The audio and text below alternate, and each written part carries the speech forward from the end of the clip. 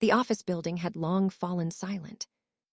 Rows of empty desks sat beneath the pale glow of fluorescent lights, their quiet hum echoing softly in the stillness of the late Friday evening. Outside the tall glass windows, the city was slowly slipping into twilight. The sky had turned a deep shade of violet, and the first streetlights were beginning to flicker awake. Christopher was the last one left. He leaned back in his chair, rubbing his tired eyes before saving the final document on his computer. The soft click of the keyboard sounded unusually loud in the empty office. Done. A small smile crossed his face. For days, he had pushed himself to finish this assignment before the weekend. Tonight, he had finally succeeded. And tomorrow mattered. It wasn't just another weekend. It was the weekend he had promised his family. A short getaway to the mountains. He could already picture it so clearly that it almost felt real. The scent of pine trees in the cool mountain air. The crackle of a small fire outside the tent.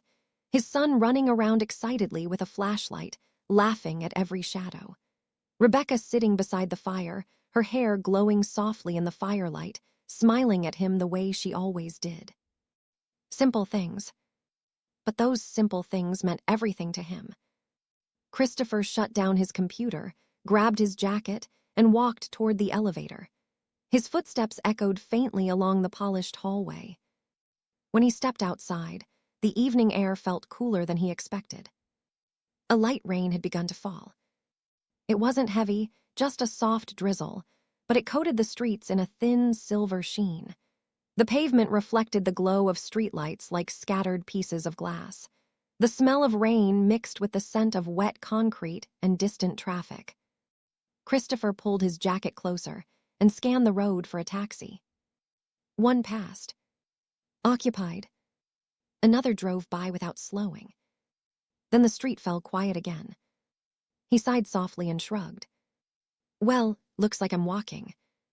He didn't really mind. The walk would take about 20 minutes, maybe 30 in the rain. And honestly, he welcomed the quiet.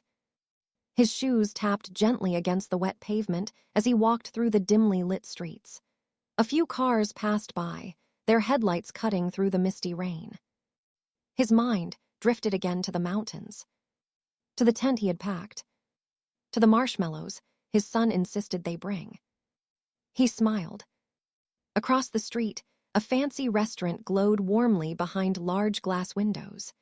Inside, couples sat beneath golden chandeliers, laughing over wine and expensive meals. Christopher paused for a moment. He could have lived that life once. Late nights, luxury dinners, promotions, more money. But that life demanded sacrifices. Time. Presence. Family. He had chosen differently. He chose Rebecca. He chose his son. And he had never regretted it. He turned to keep walking. The sudden scream of tires tore through the night. A car shot past him like a bullet, splashing water across the sidewalk. Christopher instinctively stumbled backward, his heart hammering violently against his chest. The car disappeared down the street as quickly as it had come. For a moment, everything was silent again except for the rain. Christopher stood frozen, breathing heavily. What the hell was that? His heart slowly began to calm, but the thought lingered. What if he hadn't stepped back? What if the car had hit him? Rebecca. His son. The image of their faces flashed through his mind. The thought of leaving them behind, of never seeing them again, tightened something painfully in his chest. He shook the thought away.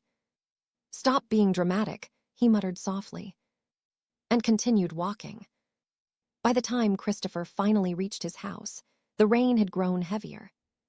His hair was soaked. Water dripped from his jacket sleeves. His shoes squished slightly with every step. He was exhausted. Hungry.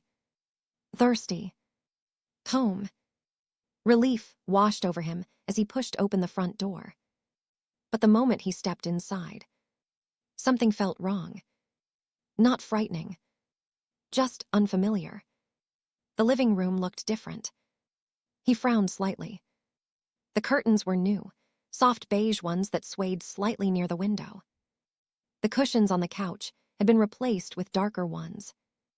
Even the rug beneath the coffee table wasn't the same. Christopher slowly looked around. Since when did Rebecca redecorate? Strange, she usually told him everything. He stepped further inside. And then he saw her. Rebecca. She was sitting at the dining table. But she wasn't alone. A man sat across from her. They were eating dinner together, laughing softly. Their shoulders relaxed, their expressions warm. Christopher's stomach twisted. Who is that? The man leaned forward slightly. Tell me about Christopher. Rebecca's smile faded. The room fell quiet. She looked down at the table for a moment. When she finally spoke, her voice trembled slightly. He was the best husband and a loving father. Christopher felt something cold crawl through his chest. He loved us more than anything in the world. Rebecca swallowed. It's been a year now since he died. Christopher blinked. Died. The word echoed inside his mind like a distant thunderclap. No. That's impossible. He was standing here. He had walked home in the rain. He could see them. Rebecca continued quietly. It was a Friday night. He was working late at the office. Her fingers tightened slightly around the glass in her hand. He promised we'd go hiking the next day.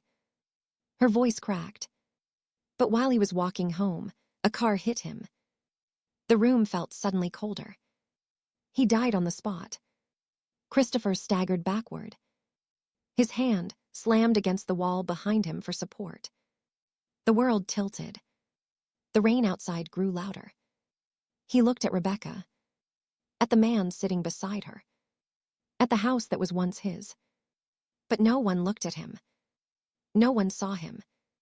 No one knew he was there. Because he was not. Christopher slowly stepped back toward the door. The rain swallowed him again as he walked out into the dark street. The city lights blurred through the falling water. His footsteps made no sound. His reflection no longer appeared in the puddles. And with every step he took, he felt himself fading, like a memory slowly dissolving in time. The next evening, the office lights flickered softly against the growing twilight. Christopher sat alone at his desk, just as he had 100 times before. His fingers moved across the keyboard. His thoughts drifted to the weekend ahead.